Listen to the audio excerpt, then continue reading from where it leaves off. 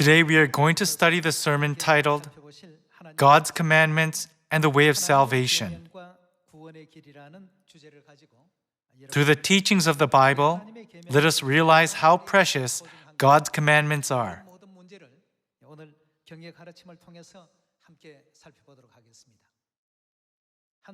In order to research the mentality that leads people to commit crime, a psychologist left his luxury car with the trunk unlocked in a wealthy neighborhood for a few days.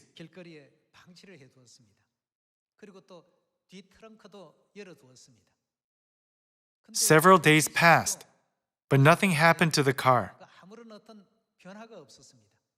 Since it was a wealthy neighborhood, the car did not tempt people to commit crime, even though it was a very expensive car. The psychologist then smashed one of the windows. Something strange began to happen in that wealthy neighborhood after the window was smashed. The expensive items that were inside the car began to disappear one by one. The items in that car were affordable to the wealthy people of that neighborhood. Yet the broken window triggered the mentality of the once law-abiding residents to commit crime. All the essential parts of the car, like the tires, were stolen. In the end, only the body of the car was left. Such a strange phenomenon occurred in this wealthy neighborhood. People wondered, how can we reduce the crime rate of neighborhoods where it is high?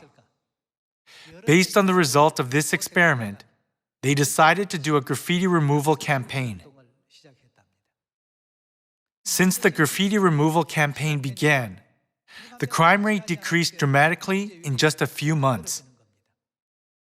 The crime rate decreased by approximately 40% after only 1 year. Through this example, we can learn an important lesson concerning the mental process of men. One person's small criminal activity can lead to numerous crimes. And one cleaning movement can defeat many people's desire to commit crimes. Scholars concluded that the way to lower crime rates is to keep our environment clean rather than increasing the number of police officers. The reason I am sharing this story with you today is because the devil, our enemy, started to break God's statutes, decrees, and laws, beginning with small crimes. After people committed a small crime, like breaking a window, how did their mentality change? They became bold enough to commit more serious crimes. Starting with the Sabbath day, they began to break God's statutes and decrees, thinking, why does it matter whether we worship on Saturday or Sunday? It is just a difference of 1 day. In the same way, they broke the feasts of God, including the Passover of the New Covenant.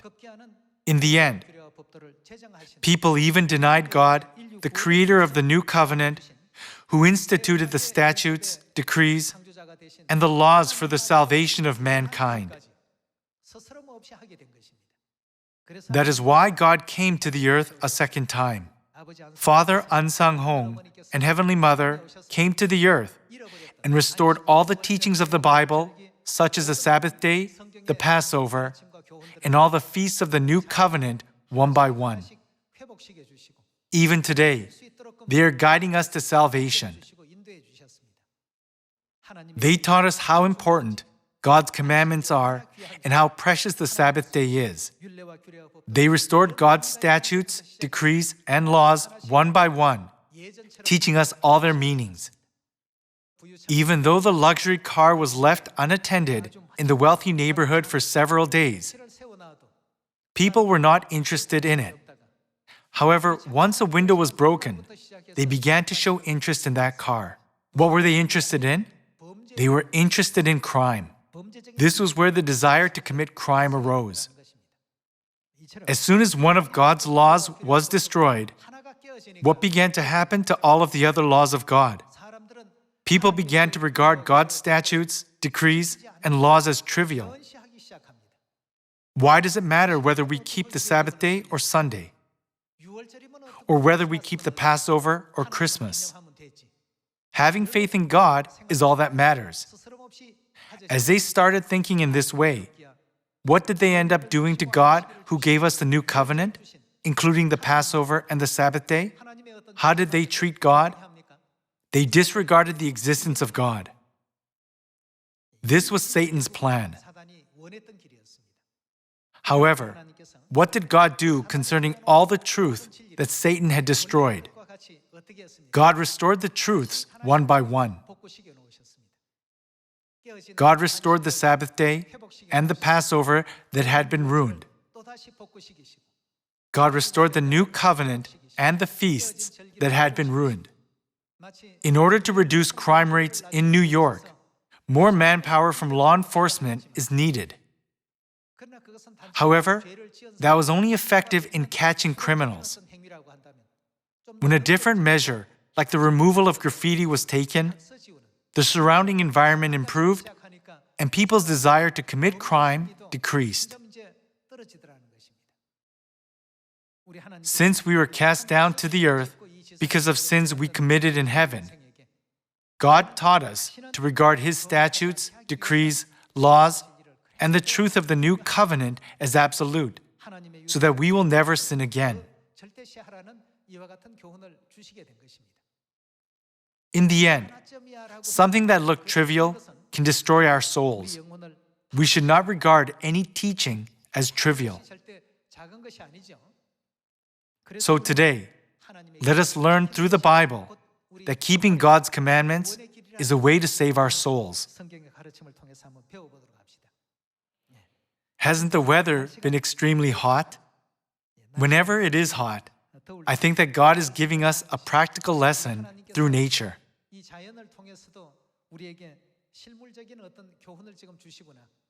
It has been so hot that it went over 50 degrees Celsius in some European countries. Now the climate changes taking place are record-breaking. This scorching weather makes me think, living in this hot weather is tormenting. So how much more painful it will be if we have to live forever in a place hotter than those countries. In Luke chapter 16, the rich man asked God, who is represented as Abraham, "Please send Lazarus to dip the tip of his finger in water and cool my tongue."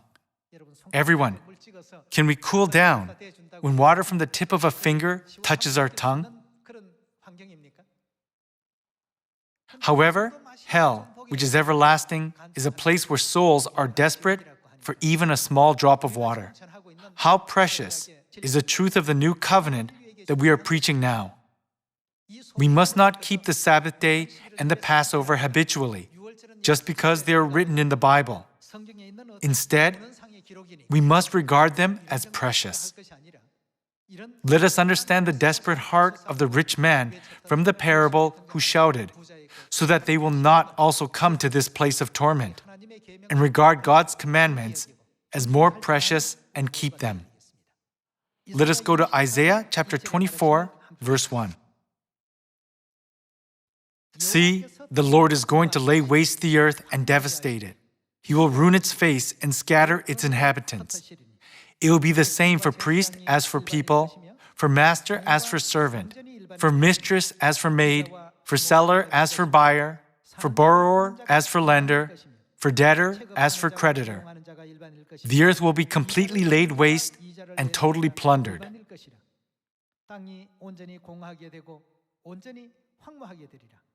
This earth will be completely laid waste and totally plundered. The Lord has spoken this word. The earth dries up and withers. The world languishes and withers. The exalted of the earth languish. The earth is defiled by its people. They have disobeyed the laws, violated the statutes, and broken the everlasting covenant. Verse 6. Therefore a curse consumes the earth. Its people must bear their guilt. Therefore earth's inhabitants are burned up, and very few are left. What was the reason that all these things were happening? It was because people disobeyed the laws, violated the statutes, and did not keep the everlasting covenant. Living on the earth, we find it difficult to adapt to many hardships, just like the ever-changing environment.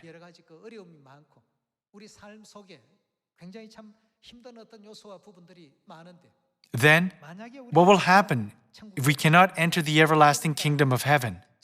In other words, what if we go to hell? In the book of Revelation, God prophesied, the smoke of their torment rises forever and ever. What will happen to us if we are thrown to this place? Mercifully, Heavenly Father and Heavenly Mother came to the earth to save us from the clutches of hell by preaching the new covenant and teaching us the truth. They have been leading all mankind to the way of salvation. Let us move on to Matthew chapter 7. In Matthew chapter 7, verse 21, it is written, "Not everyone who says to me, 'Lord, Lord,' will enter the kingdom of heaven, but only he who does the will of my Father who is in heaven." Where will they enter? What will happen if we cannot enter heaven? God said, just as man is destined to die once, and after that to face judgment. When we stand before the judgment seat, God will either send us to heaven or to hell. In a courtroom, the judge determines whether someone is a criminal or not. In the same way, on Judgment Day, God will determine whether we deserve to go to heaven or hell. On that day, who will be qualified to enter heaven? When Jesus came to the earth 2,000 years ago, He taught all mankind that those who do Father's will, that is, God's will, can enter heaven. Then how did Jesus separate those who would go to heaven from those who would go to hell? Let us see His teaching regarding this in verse 22. "Many will say to me on that day, 'Lord, Lord, did we not prophesy in your name, and in your name drive out demons and perform many miracles?' Then I will tell them plainly, 'I never knew you. Away from me, you who are what? Evildoers.'"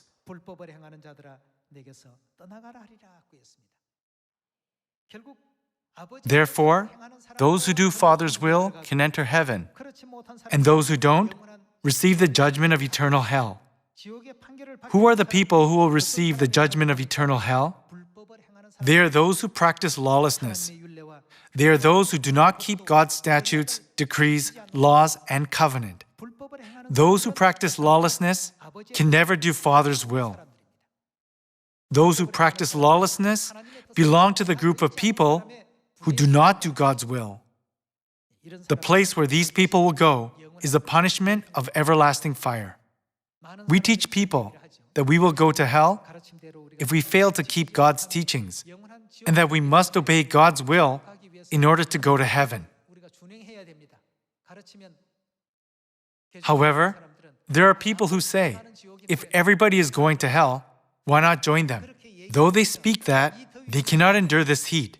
People are distressed with the temperature on the earth, saying, it's too hot. However, they also say, I don't mind going to hell, since everyone else is going there. How ignorant is this comment? We must try our best to obey God's will. Jesus taught us the importance of obeying God's laws in the New Testament times, and the prophets also gave the same teaching throughout the 66 books of the Bible. Let us go to Jeremiah chapter 11 and see the outcome of those who violated God's statutes, decrees, and laws. In chapter 11, verse 1, it is written, This is the word that came to Jeremiah from the Lord. Listen to the terms of this covenant and tell them to the people of Judah and to those who live in Jerusalem. Tell them that this is what the Lord, the God of Israel, says. Cursed is the man who does not obey the terms of this covenant. What will he receive? It says he will be cursed. On the day of judgment, if they are cursed, will they be sent to heaven or to hell? They won't be able to avoid going to hell. Who said this?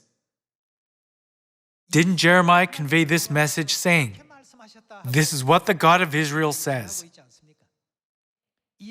God tells us that those who do not obey and follow the terms of this covenant will be cursed. Let us continue with verse 4. The terms I commanded your forefathers when I brought them out of Egypt, out of the iron smelting furnace. I said, "Obey me and do everything I command you, and you will be my people, and I will be your God."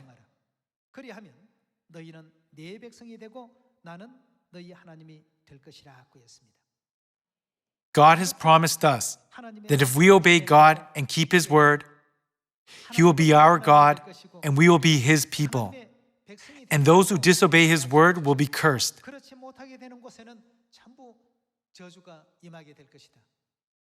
God did not say this to scare us. Since this will surely happen, God informed us of the truth through a prophet. In Jeremiah chapter 16, verse 10, it reads, "When you tell these people all this, and they ask you, 'Why has the Lord decreed such a great disaster against us? What wrong have we done? What sin have we committed against the Lord our God?' Verse 11, "Then say to them, 'It is because your fathers forsook me, declares the Lord, and followed other gods and served and worshipped them. They forsook me and did not keep my..." What did they not keep? Even by this one fact that you are not keeping God's law, I can already see that you are worshiping another God and have betrayed me. The Bible says that God knows all this. You did not keep my law. This is why this great disaster is coming upon you. This is what God explained. Let us see how important God's statutes, decrees, and laws are by looking at His warning given through the prophet Jeremiah. Jeremiah chapter 44, verse 22. When the Lord could no longer endure your wicked actions and the detestable things you did, your land became an object of cursing and a desolate waste without inhabitants, as it is today. Because you have burned incense and have sinned against the Lord and have not obeyed Him, or what? Followed His what and what? Law, or His decrees, or His stipulations. This disaster has come upon you, as you now see. Because you have not followed God's law, or His decrees, or His stipulations, this disaster has come upon you. This is what God taught us. Then, if we long for the kingdom of heaven and want to receive salvation, shouldn't we keep God's statutes, decrees, and laws no matter what our circumstances are? We must keep them faithfully. God could put us in a favorable environment to easily keep God's law.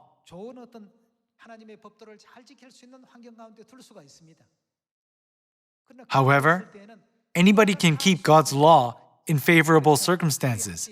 That is why God sometimes puts us in an unfavorable environment. Seeing all the efforts we make to keep God's decrees and laws, even in unfavorable circumstances, God sees our hearts and knows whether we have faith in Him.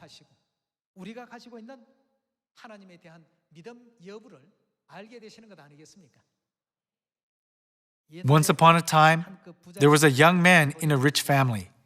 His father wondered, "Can I really let my son inherit my estate?" Will he be able to expand our estate? With concern, he tested his son, saying to him, "Go out into the streets today, earn money by yourself, and bring it to me." Until this time, the son had only been squandering his parents' wealth. He had never labored for money before.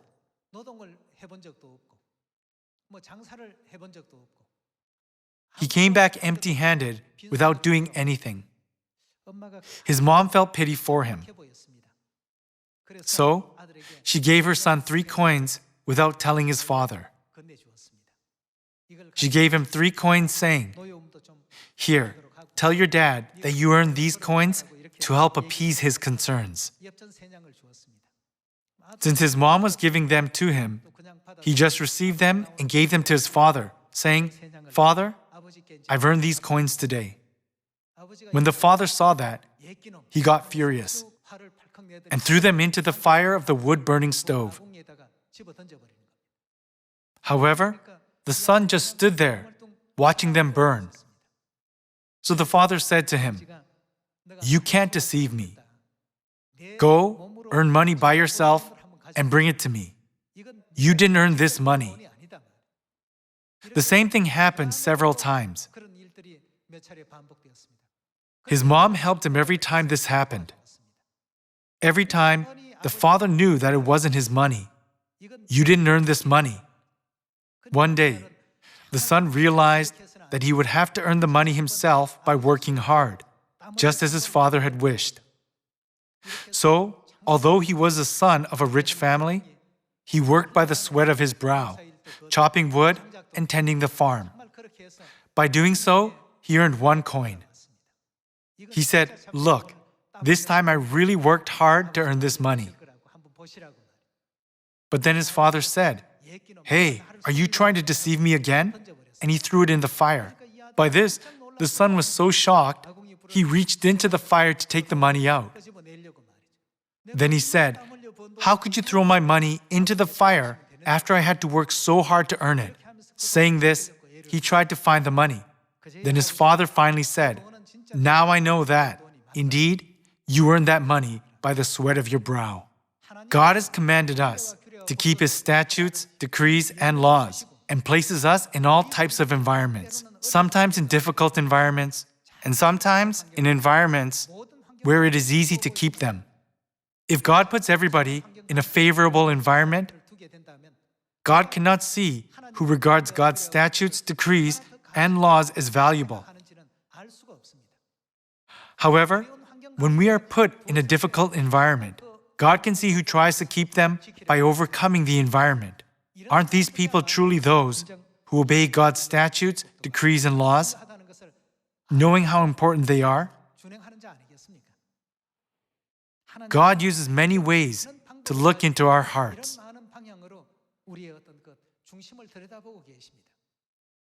Everyone. Sometimes God puts obstacles in our path to teach us that God's commandments are the true way of salvation that leads us to heaven.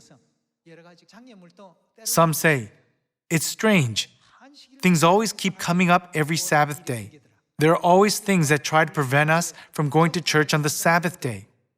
These are situations that make us weigh the Sabbath day against worldly matters. Through all these, God weighs our faith to see whether we regard God's statutes, decrees, and laws as more important than anything else.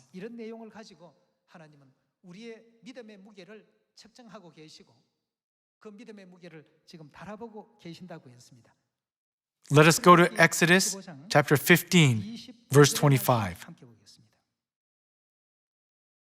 Then Moses cried out to the Lord, and the Lord showed him a piece of wood. He threw it into the water, and the water became sweet. There the Lord made, what did He make?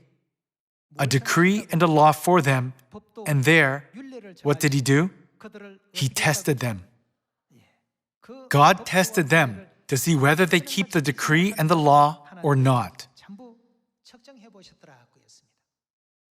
Everyone, we have God's laws, such as the Sabbath day, the Passover, the the regulation of veil, the law forbidding idolatry, the law of being baptized in the name of the Father, of the Son, and of the Holy Spirit.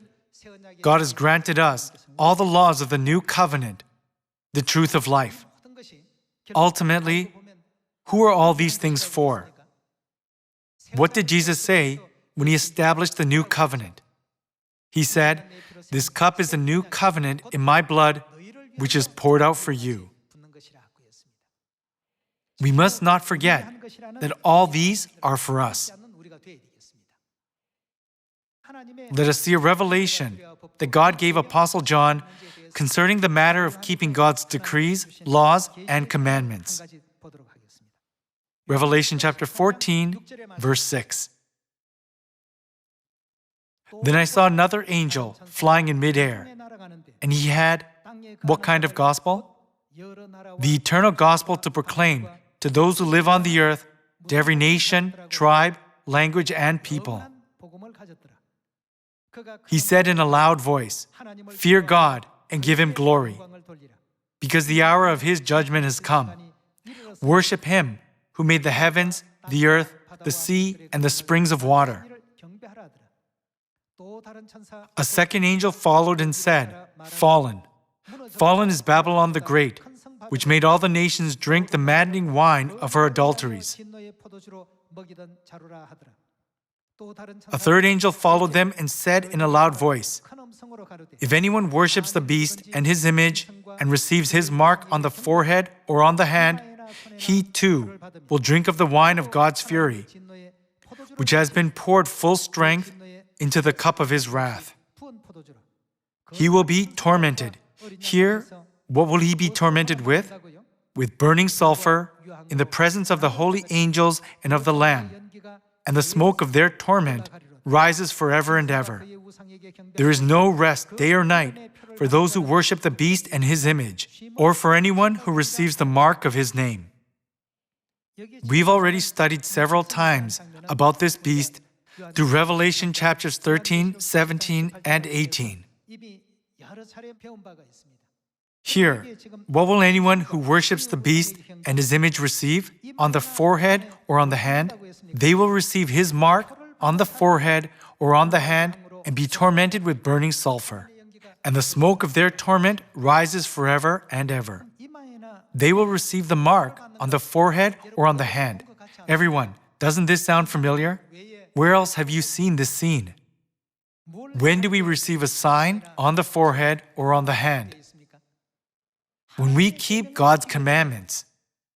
The Passover, which is one of God's commandments, will be on our forehead. There is a law of God which will be for us like a reminder on our forehead. And a what on our hand? A sign on our hand. In other words, if we keep God's law, we can receive a sign on our forehead and on our hand. But what if we keep Satan's commandments, not God's commandments? What will we also receive on our forehead or on our hand? In this case, too, we will receive a mark. A sign or a mark is to be given on our forehead or on our hand, whether we keep God's commandments or Satan's commandments. Everyone will receive one of them. People who keep God's commandments will receive God's sign. However, people who keep the commandments of the beast will receive the mark of the beast.